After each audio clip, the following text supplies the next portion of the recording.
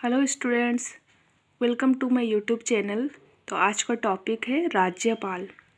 तो ये topic semester 2 के स्टूडेंट के लिए जो यूजी सेमेस्टर 2 जो एनएपी के तहत अभी है और फिर जो भी कंपटीशन की तैयारी कर रहे हैं उन लोगों के लिए भी है। तो स्टार्ट करते हैं। राज्यपाल तो भारत की संवैधानिक व्यवस्था में केंद्र की तरह ही राज्य में भी संसदीय प्रणाली अपनाई गई है और राज्य को संवैधानिक प्रमुख या नाम मात्र की कार्यपालिका बनाया गया है। मतलब केंद्र में भी इसी तरह है, ठीक है। तो केंद्र में राष्ट्रपति को संवैधानिक प्रमुख और नाम मात्र की कार्यपालिका बनाया गया है और राज्य के अगर हम लोग बात कर रहे हैं तो राज्यपाल को भी, ठीक है। राज्यपाल की नियुक्ति राष्ट्रपति के द्वारा की जाती है और उसका कार्यकाल 5 वर्ष होती है, ठीक है। लेकिन उसे राष्ट्रपति के द्वारा कार्यकाल से पूर्व भी हटाया जा सकता है क्योंकि वह राष्ट्रपति के प्रसाद पर्यंत पद धारण करता है, ठीक है। नेक्स्ट है योग्यता।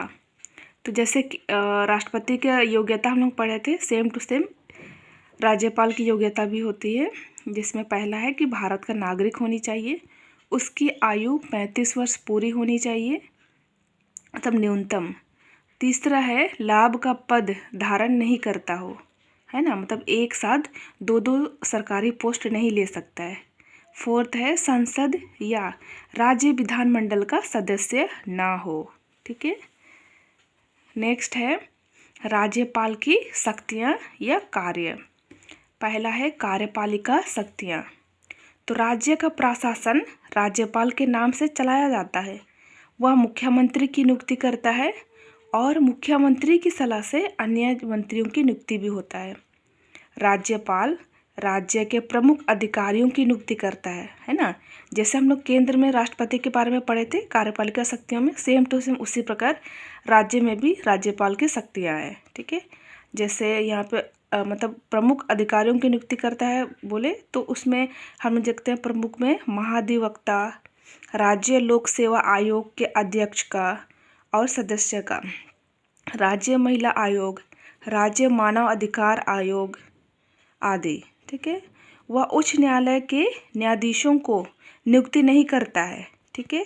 हम लोग केंद्र में पढ़े थे ना, राष्ट्रपति तो नियुक्त करता है, लेकिन यहाँ पे वह उच्च न्यायालय के न्यायाधीशों को नियुक्त नहीं करता है, लेकिन संविधान यह कहता है कि राष्ट्रपति उससे सलाह लेगा, मतलब राष्ट्रपति राज्यपाल से सलाह लेगा, ठीक है। राज्यपाल जिला न्यायाधीश की नियुक्ति करता है, जिला के जो न्यायाधीश है उनकी नियुक्ति करता है, ठीक है। देन सेकंड पॉइंट है विधायी शक्तियाँ या कानूनी शक्तियाँ। तो राष्ट्रपति की भांति राज्य में राज्यपाल भी राज्य विधानमंडल का अंग होता है।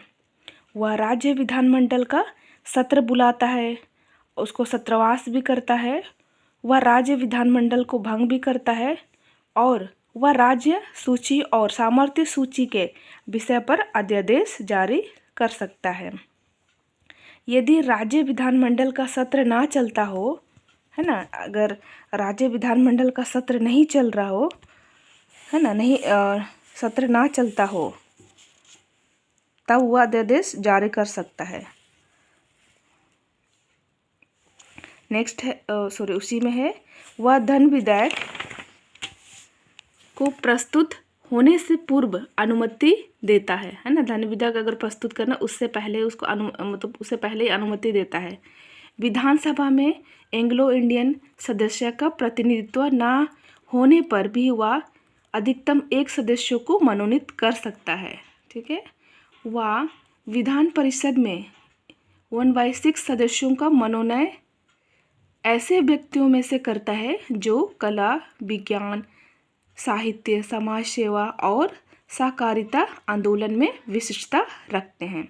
मतलब इन पोस्ट मतलब कला, विज्ञान, साहित्य इन सब क्षेत्रों में अगर जो लोग की विशेषता है तो उन लोगों को राज्यपाल क्या करती है, मनोनयन करती है। नेक्स्ट है क्षमादान की शक्तियाँ कह सकते हैं या न्यायिक शक्तियाँ। तो राष्ट्रपति की भांति राज्यपाल को भी क्षमा, लघुकरण, परिहार, विराम, निलंबन की शक्ति है है ना, लेकिन वह मृत्युदंड को क्षमा नहीं कर सकता है। और मृत्युदंड केवल राष्ट्रपति क्षमा कर सकती है, राज्यपाल नहीं कर सकते हैं।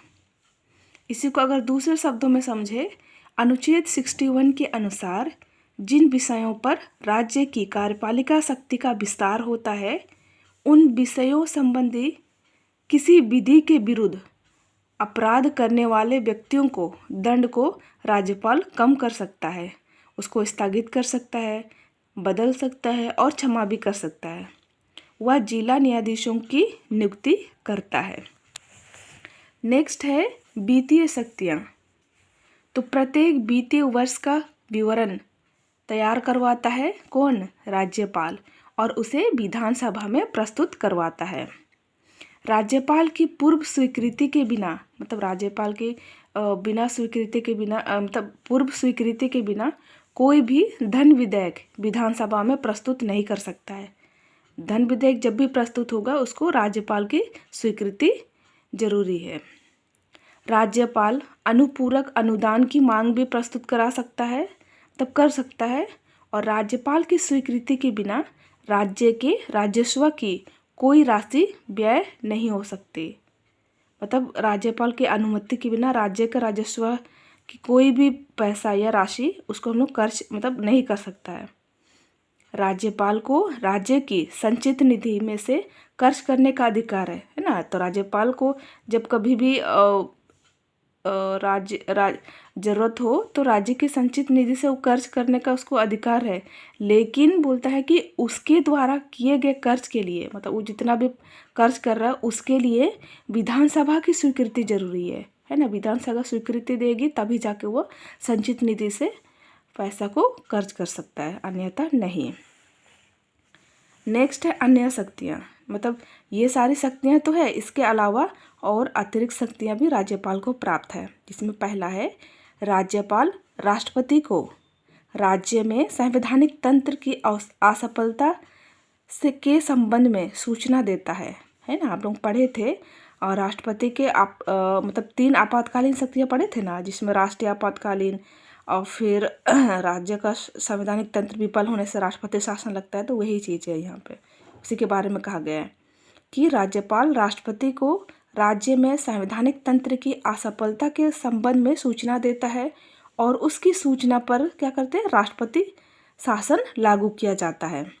और आपातकाल में राज्यपाल जो है राष्ट्रपति के अभिकर्ता के रूप में काम करता है।